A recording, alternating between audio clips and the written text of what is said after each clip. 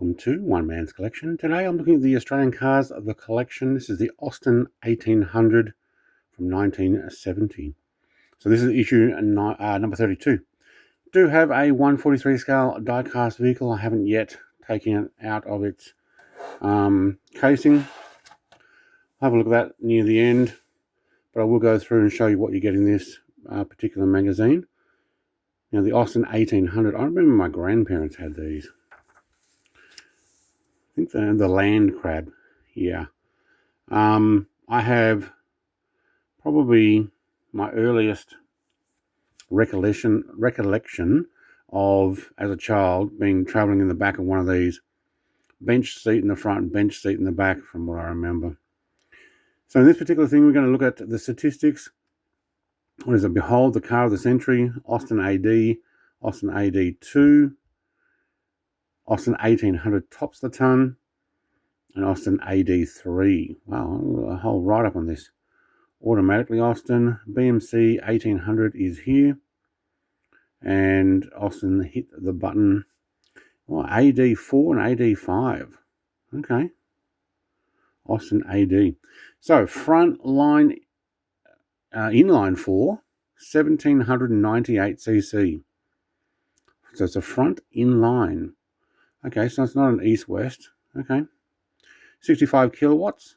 Cool. 137 newton meters of torque. We're talking what? 1970? Yeah. Front wheel drive. So wait. It is a front inline 4. Oh, it's an inline 4. It's probably east-west. Okay, so same as the Morris in those days. And the Austin. Okay, cool. Top speed of 149 kilometers an hour. Yeah, you don't buy one of these to go fast. Oh, man, totally brings back memories. I'm sure my grandparents had 3 of these. A white, maybe 2 white ones and 1 grey one. One of those light grey coloured ones. But I think one was my grandfather, one was my grandmother, and the other one might have actually been an inherited one that was sitting in the shed for many years. All right. Let's have a look and see what they've got here. I'm not going to read everything in full detail, but you can pause the video and have a read of it if you like. Transverse drivetrain, the wheel at each corner stance, translated to 70% of the car's overall length being devoted to passenger or luggage space. That's very similar to the Mini. With the wheels all on the corners, there's not much inside a Mini, even though they're small. There's it's a front engine, so there's nothing except room for the exhaust pipe to run down the middle. Launched in the UK in 1964, the 1800 had a year of testing in Australia prior to local production at Zetland. Modifications including stronger engine mounts, deeper seat padding, fully reclining backrest, standard seat belts, quicker steering ratio, refined throttle, and gear shift cabling to improved dust sealing and underbody protection. Yeah.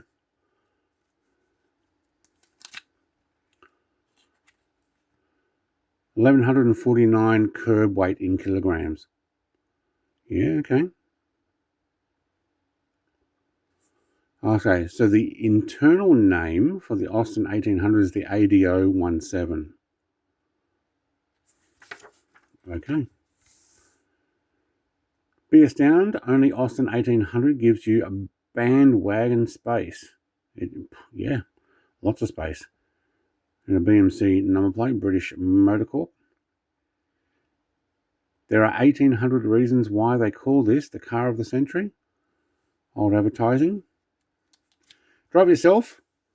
It's at your BMC Centre now, an astounding $2,330 or £1,165.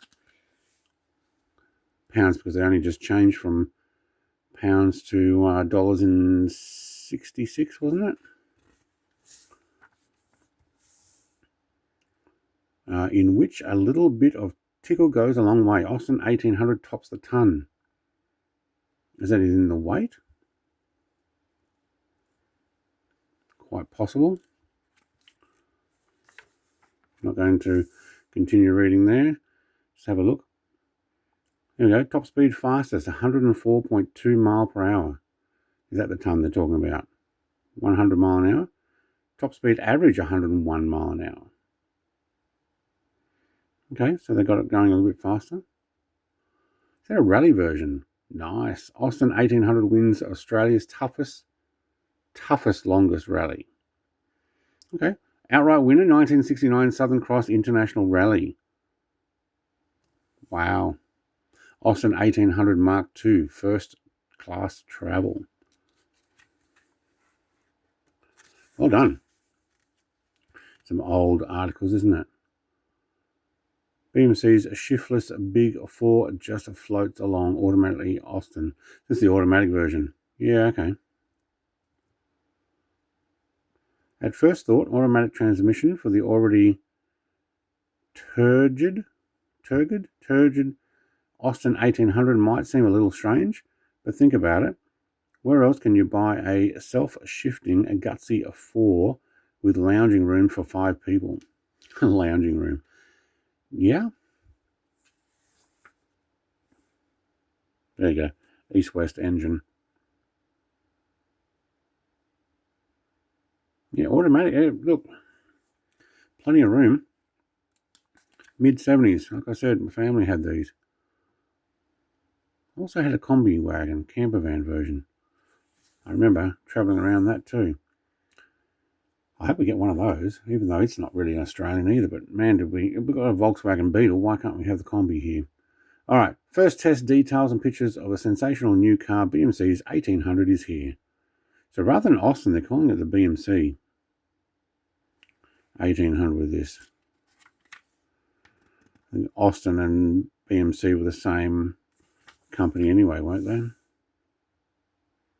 Still has Austin on the badge though. In a country where it excels, British pre-release testing was done on a wild and rocky roads of Scotland, where the new car showed it rode as well as the 1100. They might have had an 1100 as well, not just all 1800s. Ooh, hello. We've got a new version here. British Leyland big numbers for 1971. Austin hits the button. Yeah, okay. Look at all the space you got sitting in here. Just because you don't have much else in the cabin. Wow, that is a hard to read article, isn't it? It's almost like they've taken a picture of it and then printed it. British Leyland released a new Aussie range, late last month. Okay, it's actually got a fold right on the writing there. Exclusive wheels photography. Wheels was there. Wow, that actually makes it really difficult to read. The Austin Tasman manual is $2,598 automatic, is $2,888. The manual Kimberley, okay, so they've got one called Tasman and one called Kimberley, is $3,148. Very difficult to read article. Travel first class. 6 people and a dog. Yep, okay. And what if they all got seatbelts? We took all the first class comforts of a jet. Wait, they have first class in a jet? Okay. I guess they do. I never get to see it. Look, pretty cool. Coming up in issue number 33 is another Holden Torana. This one's the 1977 SLR 5000. Good. I'm glad that's coming. We did get other Holden Toranas, so including the gift one. Let's take a look at this. See if I can get the cover off. There we go. Get that out of the way. All right, let's take a closer look here. Looks like we're running a New South Wales number plate on that. The model's pretty good. I do like the silver or chrome surrounds around the lights, and the whole front end is actually done quite well. Silver mirrors, looks like we've got some dust or something on this, maybe even inside. Got the full caps over there, got a red interior.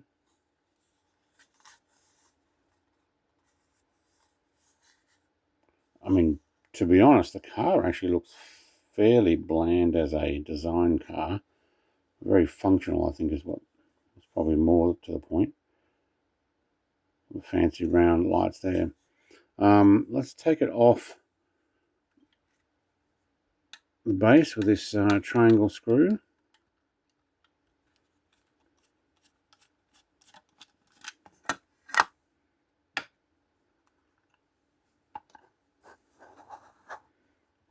And where's the screw? Thank you. What have we got underneath? Oh, not a lot, but yeah, that's, I guess, where the exhaust pipe would be. And we do have 143 scale Austin 1800 written in there. Wheels roll fine. Fuel flap at the back. A little more depth on the around the doors would have been nice, but I do like how we've got the silver chrome piece down the side and around the windows. Inside, I can see that the steering wheel is black with a silver inside. Don't know if that's actually going to show up on that. I might need a light. Let's get the trusty light on too bright. Oh, it doesn't like that.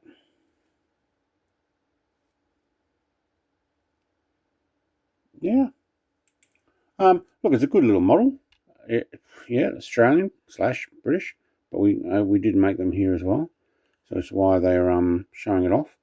I'm going to put that on the turntable. Thank you very much for watching. Like, comment, subscribe, all the rest. We'll be back with the Tirana SLR 5000 next month when I get my next 2 deliveries. Mine do come after the 20th of the month. That's why we've got to wait to the end of the month to show these off. Anyway, cheers. Thanks for watching.